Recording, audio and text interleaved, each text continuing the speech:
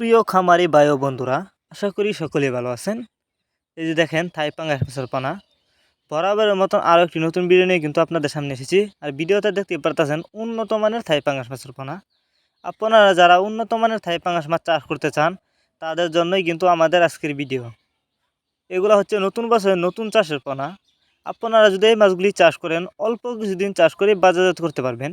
থাই পাঙ্গাস মাছ এটি কিন্তু বাজারে প্রচুর চাহিদা, কারণ এই মাছগুলো কিন্তু দেখতে অনেকটা সুন্দর, খেতে অনেকটা সুস্বাদু।